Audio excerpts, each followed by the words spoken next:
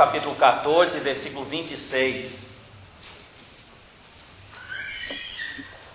Mas aquele Consolador, o Espírito Santo, que o Pai enviará em meu nome, esse vos ensinará todas as coisas e vos fará lembrar de tudo quanto vos tenho dito. Repare as duas expressões: ensinará todas as coisas e fará lembrar de tudo quanto vos tenho dito. Capítulo 16, João capítulo 16, versículo 13. Mas quando vier aquele Espírito de verdade, ele vos guiará em toda a verdade, porque não falará de si mesmo, mas dirá tudo o que tiver ouvido e vos anunciará o que há de vir. Ele me glorificará, porque há de receber do que é meu e vou-lo há de anunciar. Mais uma vez a expressão bem abrangente, toda a verdade. E vamos ler também novamente 2 Timóteo, capítulo 3, versículo 16.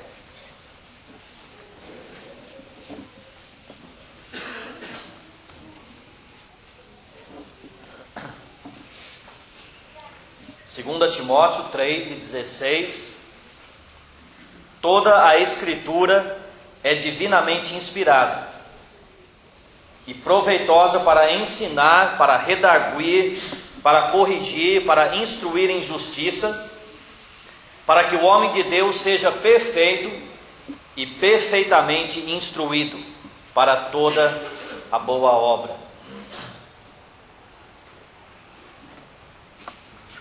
Pensando no que temos visto durante esses dias, sobre a maneira como Deus escreveu e preservou a palavra de Deus e a autoridade que ela tem por causa disso, eu creio que nós chegamos ao ponto de ver a suficiência da palavra de Deus para nós hoje. E por suficiência eu quero dizer que os ensinos desse livro são a única coisa necessária para nós corrigirmos a nossa vida cristã. O único conhecimento como servos de Deus que precisamos ter é o que está na palavra de Deus. Eu não estou com isso dizendo alguma coisa contra o ensino secular, de forma alguma. Para você aprender a ler e escrever, você tem que ir para a escola. Se você quer ser engenheiro, médico ou qualquer outra profissão, tem que estudar. Mas esse tipo de ensino, esse tipo de conhecimento que você adquire, ele serve lá fora, em relação à vida coletiva de uma igreja local, e em relação à sua vida diante de Deus, como você vai se comportar no meio desse mundo em relação a Deus. Nesse ponto, a palavra de Deus, e somente a palavra de Deus, é que tem as instruções necessárias para nós. Nós temos no Evangelho de João uma profecia do Senhor Jesus Cristo referente a isso. E em 2 Timóteo, a comprovação de que aquela profecia foi cumprida. Na noite em que foi traído, o Senhor Jesus Cristo, diante dos discípulos, prometeu que quando ele fosse embora, ele enviaria o Espírito Santo. E o Senhor prometeu que este Espírito viria, entre outras coisas, para guiar os discípulos em toda a verdade. A maneira como o Senhor diz que Ele ensinaria todas as coisas e faria lembrar de tudo que o Senhor Jesus diz, pode ser relacionado com as epístolas, Atos e as epístolas, onde temos o ensino, e os evangelhos, onde temos a lembrança daquilo que o Senhor disse. Mas independentemente disso, o importante a destacar ali em João é que o Senhor diz claramente: o Espírito nos guiará em toda a verdade. Ele vai nos ensinar tudo. Não tudo o que nós queremos saber. Tem muita coisa que eu gostaria de saber e a Bíblia não diz, especialmente sobre a eternidade. Nem tudo aquilo que nós achamos que precisamos saber, mas tudo aquilo que é necessário, toda a verdade que eu preciso saber para servir a Deus. o Espírito iria ensinar. Agora, nós cremos que nesse livro que temos em mãos, temos o cumprimento daquela profecia. Se o Espírito Santo tivesse dado aos primeiros discípulos, ao começo da igreja, uma revelação completa, e depois aquilo tivesse cessado, nós estaríamos hoje numa situação de bastante inferioridade em relação a eles. Mas que privilégio é o nosso abrir a Bíblia e ver que aqui nós temos a palavra de Deus. Vemos que esta Bíblia afirma que ela mesma é suficiente para que o homem de Deus seja perfeito e perfeitamente capacitado, ou perfeitamente instruído para toda a boa obra. Essas são palavras bastante abrangentes. Elas não deixam nenhuma brecha. Quando nós vemos, é claro, que o homem de Deus seja perfeito, não quer dizer perfeito no sentido extremo da palavra. Nenhum de nós é perfeito. Isso deve gerar em nós mais humildade. Todos nós estamos sujeitos a errar. Mas o homem de Deus, e homem aqui no sentido inclusivo, homem, mulher, jovem, o servo de Deus que quer aprender a servir a Deus, ele vai encontrar nas Escrituras aquilo que é suficiente para que ele seja perfeitamente capacitado para servir a Deus, para que ele tenha condições de fazer tudo aquilo que Deus quer que ele faça, para toda boa obra, não para alguns aspectos somente da nossa vida, mas para toda a boa obra, de 2 Timóteo 3,17. Qualquer aspecto da nossa vida coletiva ou individual, qualquer dúvida que nós possamos ter, a Bíblia tem a instrução para como devemos nos comportar em determinada situação, o que devemos fazer em relação a determinado problema, qual deve ser o nosso comportamento. O serviço que vai ser agradável a Deus, o serviço perfeito, nesse sentido da palavra, o serviço que Ele aceita, é um serviço para o qual eu vou estar capacitado, se eu buscar orientação na palavra de Deus. A palavra de Deus é a nossa única autoridade, ela é suficiente para nos instruir nesse mundo. Agora, isso traz consigo algumas implicações. Em primeiro lugar, isso quer dizer que se a Bíblia é suficiente para todas as nossas necessidades, então nós dispensamos as outras formas que Deus usou no Velho Testamento para se revelar. Sonhos, profecias e assim por diante. Tiveram o seu lugar, tiveram a sua utilidade, foram necessários. Mas agora que temos uma revelação perfeita e completa, aquilo que é em parte foi aniquilado. 1 Coríntios 13 afirma profeticamente que, havendo profecias, elas cessariam. E é até muito simples nós entendemos a razão disso. No começo da igreja, se surgiu algum problema na igreja em Corinto, como queriam resolver aquele problema? Imagine que houvesse entre eles pessoas preguiçosas querendo ser um peso para os seus irmãos, como havia lá em Tessalônica. Eles não podiam abrir a Bíblia na segunda epístola aos Tessalonicenses, capítulo 3, e encontrar ali o ensino sobre como tratar com esse problema, porque não havia a segunda epístola aos Tessalonicenses ainda. Então, para esses problemas que foram surgindo no começo da igreja, era necessário uma revelação direta da parte de Deus, uma revelação vindo com autoridade de profetas e apóstolos. E é nesse sentido que Efésios capítulo 2, versículo 20, diz que a igreja foi edificada sobre o fundamento dos apóstolos e dos profetas. Eles colocaram um alicerce. E enquanto não houvesse o Novo Testamento inteiro, a igreja não poderia ficar sem apóstolos e profetas. Agora, uma vez que temos o Novo Testamento, uma vez que temos uma revelação que diz ser, que proclama ser perfeita, suficiente para que o homem de Deus seja perfeito e perfeitamente capacitado para toda boa obra. Uma vez que temos essa revelação, não precisamos mais de revelações extras. Não podemos mais receber revelações que venham fora da palavra de Deus. Se esse livro é suficiente, então profecias, sonhos, visões e assim por diante não são mais necessários. Nunca podem substituir a autoridade da palavra de Deus.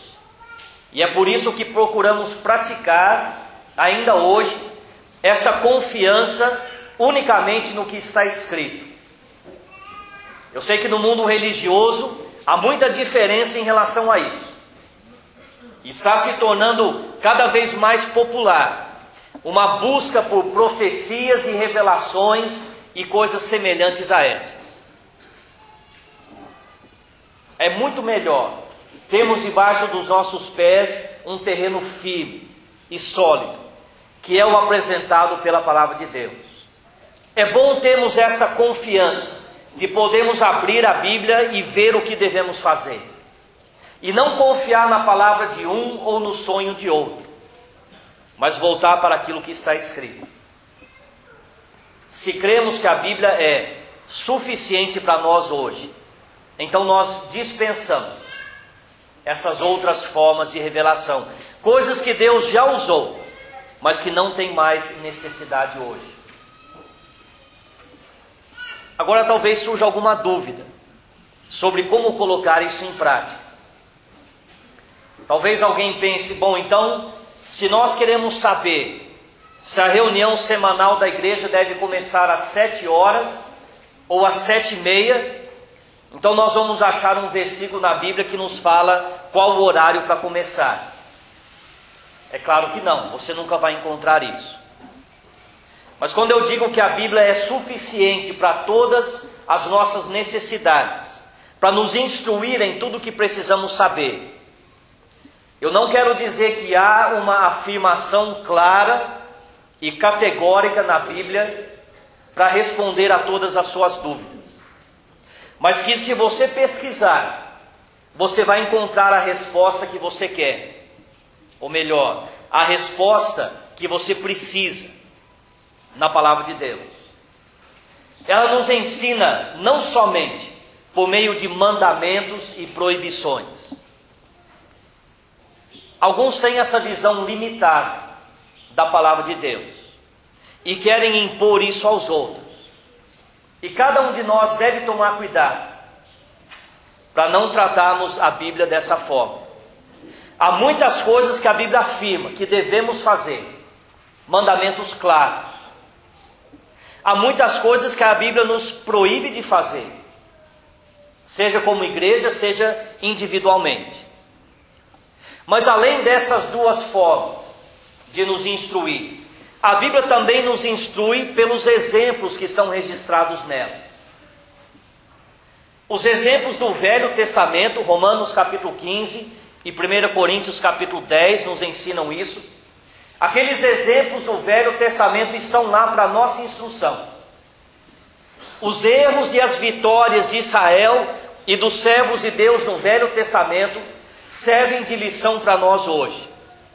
E devemos vasculhar aquelas histórias, procurando ver o que podemos aprender delas. Não que vamos tirar aquela liturgia do Velho Testamento e transportá-la para os nossos dias. Não que vamos começar a sacrificar animais e fazer o que eles faziam, imitando a sua forma de servir. Estamos em outra dispensação, vivemos em outra realidade. Mas os exemplos que estão lá, não estão lá para satisfazer a nossa curiosidade, mas estão lá para nos instruir. E quando você começa a perceber quanta coisa Deus omitiu do Velho Testamento. Você começa a perceber a importância daquilo que está registrado. Um detalhe impressionante: os primeiros 11 capítulos da Bíblia, eles abrangem um período de tempo que é praticamente igual a todo o restante do Velho Testamento. Quando você chega no final de Gênesis capítulo 11, passaram-se mais ou menos 2000 anos da história da humanidade. E de Gênesis capítulo 12 até o final de Malaquias, passaram-se aproximadamente mais 2000 anos. Então você vê que Deus presta muito mais atenção naqueles segundos 2000 anos do que nos primeiros 2000 anos. A razão é clara: os primeiros 2000 anos só serviram para preparar o mundo para receber a nação, o povo de Deus. Mas veja aquilo que Deus fala e aquilo que Ele esconde, aquilo que Ele registra e aquilo que é esquecido. O que está registrado é para o nosso ensino. Na segunda parte do Velho Testamento, aquela parte que abrange 2000 anos, você vai encontrar a mesma coisa acontecendo. Períodos que são tratados em muitos detalhes. E depois muitos anos que são passados por cima, quase sem nenhuma menção. E o mesmo princípio nós vemos no Novo Testamento. O livro de Atos, se fosse um livro de história, ele seria extremamente falho, porque as coisas mais importantes não são mencionadas. Alguns detalhes importantes, cruciais na história da igreja não estão registrados lá. E outros detalhes insignificantes, do ponto de vista histórico, como o fato da igreja em Troás ter se reunido no primeiro dia da semana para partir pão. Esses detalhes aparentemente insignificantes são mencionados. Por quê? Porque em Atos Deus não está nos dando a história da igreja, nem a história primitiva da igreja. Deus está escolhendo alguns exemplos que podem ser úteis para nós. E através daquelas poucas coisas que foram escolhidas, Deus nos instrui pelos exemplos que estão registrados ali.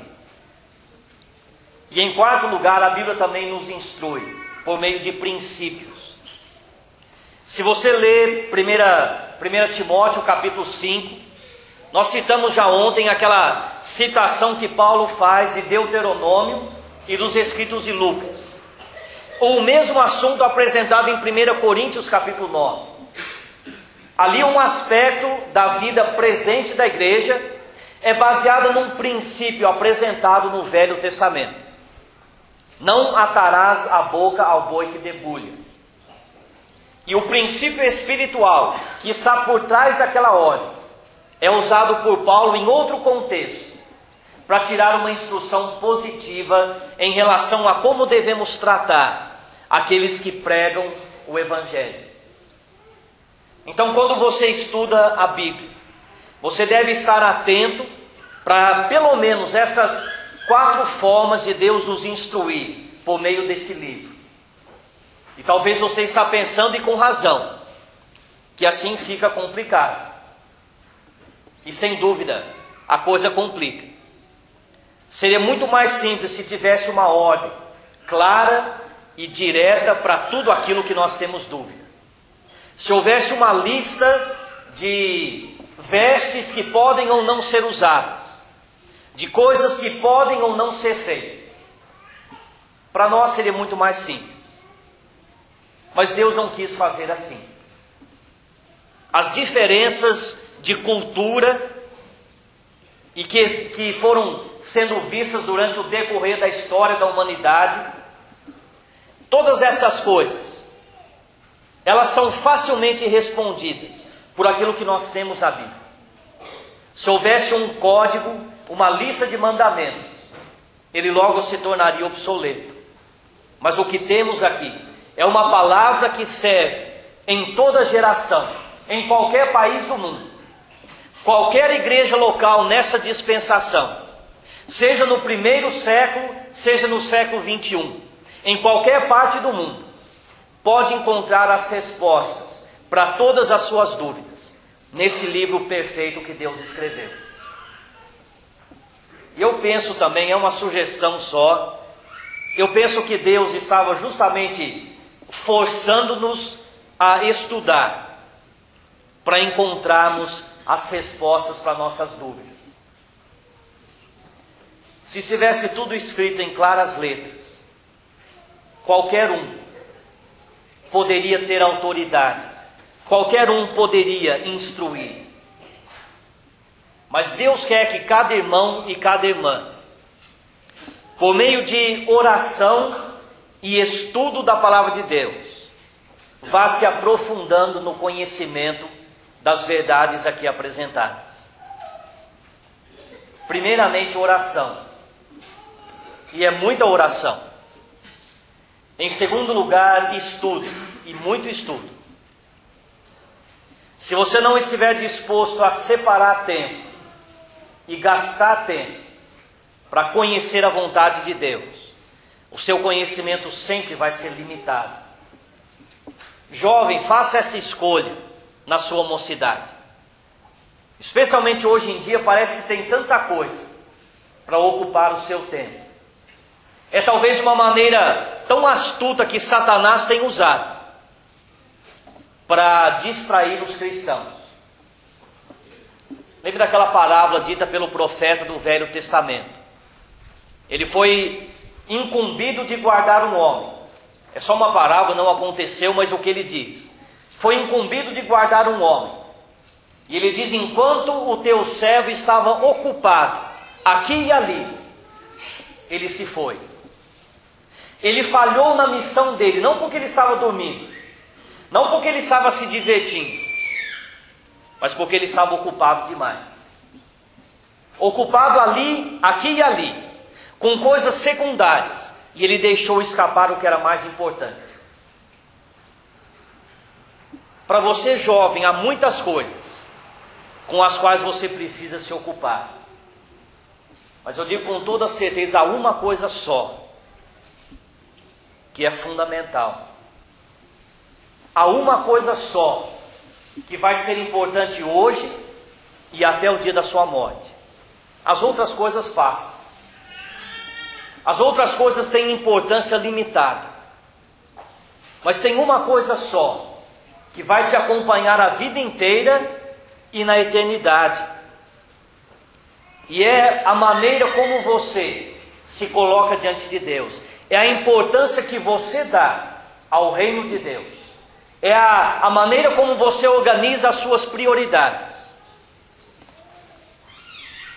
E é triste o jovem descobrir que esteve ocupado aqui e ali, estudando demais, trabalhando demais, servindo demais na igreja, ocupado demais para descobrir o que Deus realmente queria da vida dele e como ele realmente deveria ter ocupado o seu tempo. Eu não me considero velho, eu sei que muitos aqui já me consideram velho. Eu me considero jovem ainda. Mas eu comentava ontem com outro irmão. Eu já sei que tem coisas na minha vida que eu achava que iria fazer e não vou ter mais tempo de fazer. Eu perdi tempo, o tempo passou rápido demais. E quanto mais você vai vivendo, mais você vai percebendo a sabedoria da Bíblia. Quando ela diz que a nossa vida, ela se passa como um sonho. É como um conto que se conta. É como a neblina de manhã, que aparece e desaparece num breve instante. Devemos estar dispostos a gastar tempo. Você vai ter que sacrificar alguma outra coisa para isso. Talvez o estudo é bom, mas será que é necessário? Talvez horas de lazer ou diversão, você vai ter que sacrificar alguma coisa. Se você quer progredir no conhecimento da vontade de Deus. Mas temos então essa revelação suficiente. Ela é completa. Ela nos ensina tudo o que queremos saber. Alguém diz, mas eu ainda não sei que hora que deve começar a reunião. Se é 7 ou 7:30. Então olhe para o Novo Testamento e procure pensar nos aspectos diferentes que a Bíblia apresenta. Não há nenhum mandamento, nenhuma instrução clara sobre que horas ou que dia ou em que lugar a igreja deve se reunir. Não há nenhuma instrução negativa, dizendo que não deve ser em tal lugar, nem em tal hora, nem em tal dia. Existem alguns exemplos. Nós vemos da igreja em Trode, reunindo no primeiro dia da semana, para partir o pão. É interessante você notar que somente há duas atividades de uma igreja local no Novo Testamento que são associadas a um dia da semana: o partir do pão no primeiro dia da semana e o levantamento de ofertas também no primeiro dia da semana. 1 Coríntios capítulo 16. Então, baseado nesse exemplo da Bíblia, por que Deus registrou esse pequeno detalhe lá? Para nos instruir. Baseado nesse exemplo da Bíblia, as igrejas locais se reúnem no primeiro dia da semana. Mas com que frequência? Todo mês, 2 vezes por ano, no primeiro dia da semana. E o primeiro dia da semana ocorre semanalmente. Então, todo o primeiro dia da semana, as igrejas se reúnem para partir o pão e aproveitam essa oportunidade para colherem ofertas de quem está em comunhão com a igreja. Olhando outros exemplos no livro de Atos, nós vamos ver que Deus, e eu digo com cautela, Deus propositadamente deixa algumas coisas em aberto.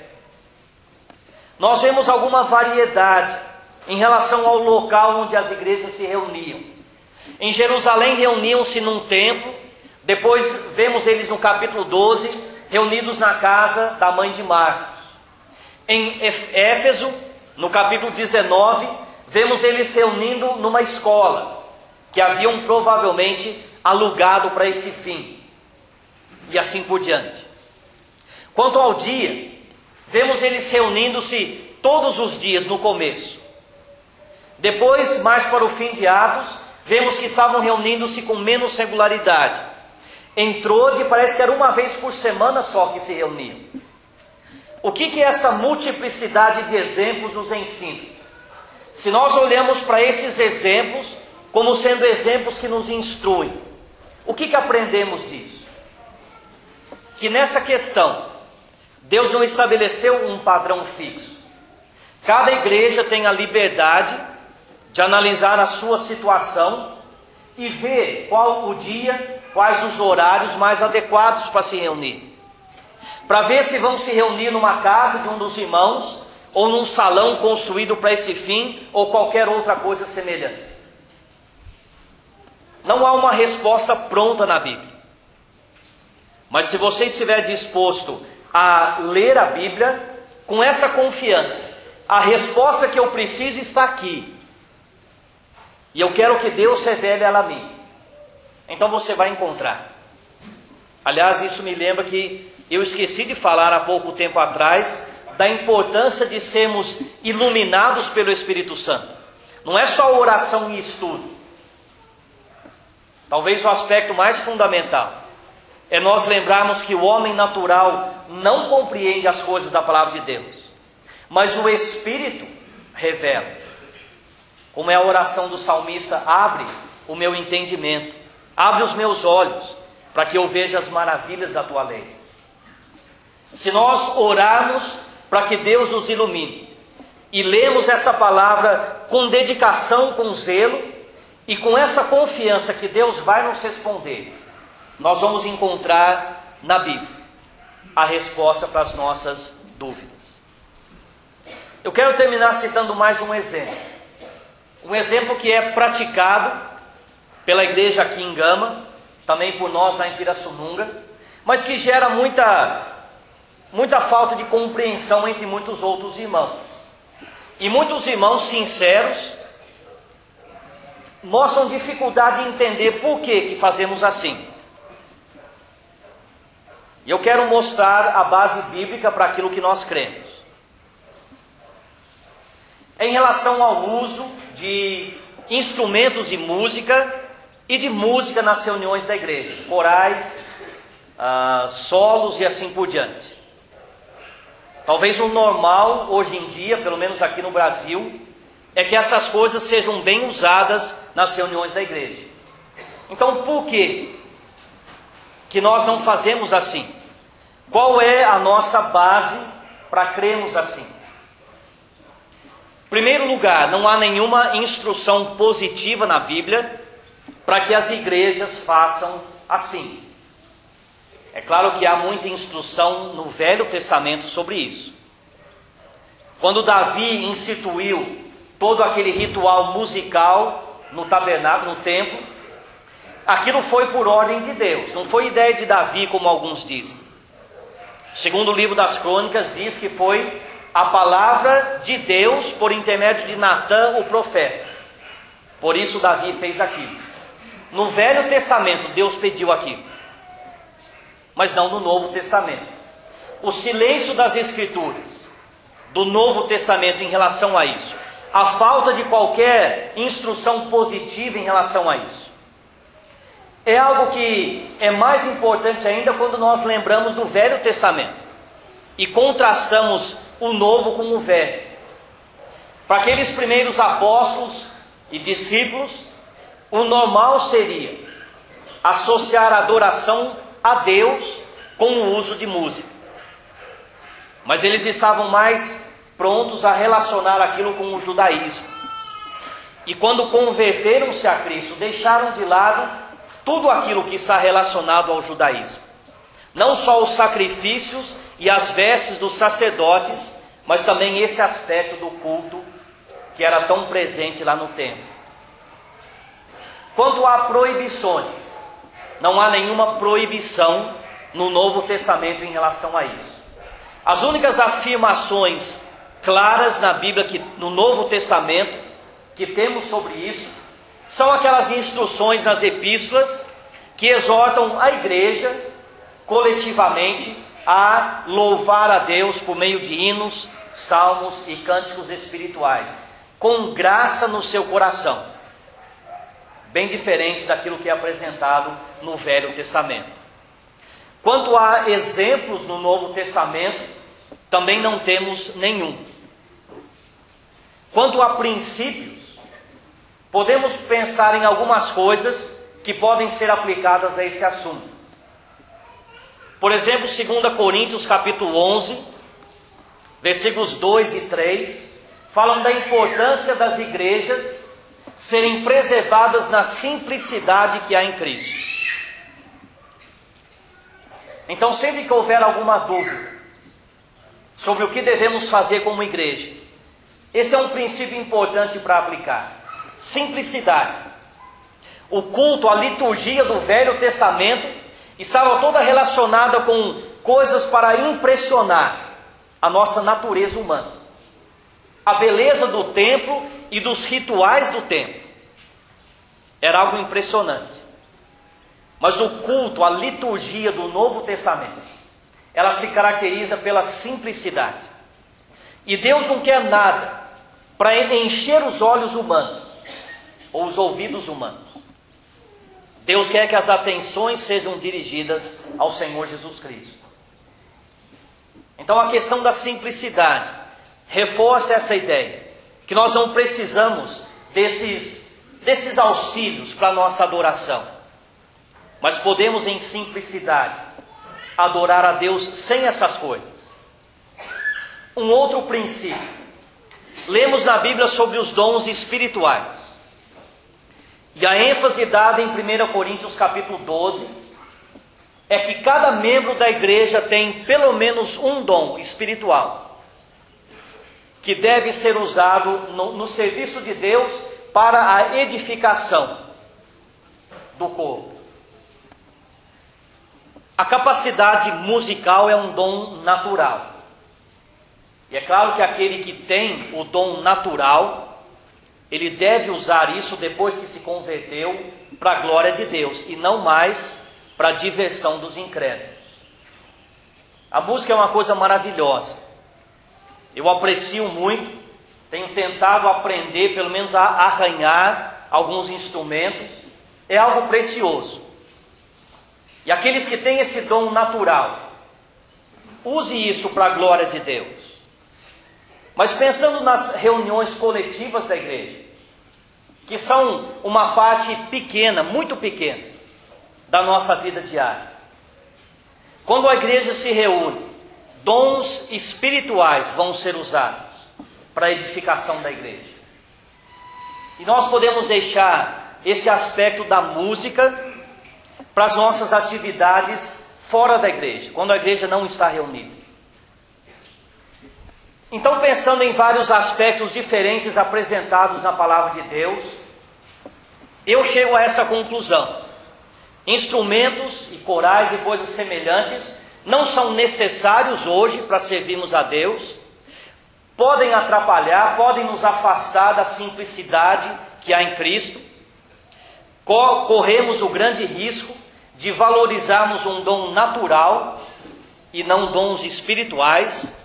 Então podemos servir a Deus sem eles, e não precisamos nos preocupar com isso. Se em todos os assuntos com os quais tivermos alguma dúvida, partimos desse ponto de vista, somente a Bíblia vai me dar a instrução que eu preciso, então com certeza Deus vai nos guiar em toda a verdade. Agora um alerta antes de terminar: isso não quer dizer que nós sempre vamos concordar em tudo. Talvez, se você escolher a esmo 2 irmãos aqui presentes, é difícil pensar que esses 2 vão concordar 100% em tudo aquilo que creem. É uma triste realidade da nossa natureza humana, que nós temos dificuldade ainda em compreender o que está escrito. Não me entenda mal, não há nenhuma contradição na Bíblia, não há nenhuma dúvida na Bíblia. A verdade da Bíblia é uma só. Ela é perfeita. Mas é quase impossível aproximarmos-nos da Bíblia sem nenhuma ideia pré-concebida. E geralmente, quando estamos estudando um assunto, temos que lutar para que a nossa cultura, a nossa tradição, a nossa prática não nos influencie naquilo que estamos estudando. E é um risco que você deve ter coragem de assumir na presença de Deus. Eu quero conhecer a verdade está aqui, mas aquilo que sai da minha boca talvez não seja exatamente o que Deus quer. Temos que ter convicção que os fatos básicos da nossa fé são claramente apresentados na palavra de Deus, e não há nenhuma dúvida quanto a isso. O que é necessário para a salvação, o que é necessário para a nossa vida cristã, a maneira como devemos nos reunir como igreja, essas coisas estão claramente apresentadas. Se você ler 1 Coríntios, você irá ver várias vezes a menção de que o mesmo ensino era dado em todas as igrejas, havia uma mesma prática em todas as igrejas, capítulo 11, e assim por diante. Então, entre as igrejas de Deus, deve haver uma uniformidade de prática, mas sempre vai haver pequenas diferenças em coisas que nós esperamos que não sejam essenciais. Quando começa a haver divergências em coisas importantes, é sinal de que nós precisamos orar mais e nos aprofundar mais na palavra de Deus. Deveria haver uma uniformidade, uma única prática. As diferenças que existem, elas não são culpa de linguagem ambígua da palavra de Deus, mas elas são culpa da nossa dificuldade natural de compreender o que está escrito aqui. E falando isso, eu não estou querendo apresentar uma falsa humildade ou coisa semelhante. Em Pirassununga nós temos consciência de que podemos descobrir que alguma coisa que estamos fazendo não está certa. E fazendo isso, nós oramos para que Deus nos dê a coragem de mudar o que estamos fazendo. Nenhum de nós tem autoridade de dizer: eu sou o dono da verdade, faça como eu faço. Mas se cada um de nós salvos aqui disser: a tua palavra é a verdade. E eu quero fazer somente o que está aqui. Se você me provar pela Bíblia que eu estou errado, eu vou ter que mudar de opinião. Se cada um de nós tiver essa atitude em relação à palavra de Deus, com certeza Deus vai ser glorificado nas nossas vidas. Esse é o guia para nós, não sou eu. Esse é o guia. E que nós possamos nos aprofundar cada vez mais no estudo dessa palavra, com essa confiança. Uma confiança baseada em fatos, mas baseada também na fé. A confiança inabalável, que a Escritura é suficiente para que o homem de Deus seja perfeito e perfeitamente instruído para toda a boa obra. Nós não precisamos de mais nada, além do que está na Bíblia. E não podemos aceitar mais nada. Amém. Ao findar o labor desta vida, quando a morte ao teu lado chegar, que destino há de ter a tua alma? Qual será no futuro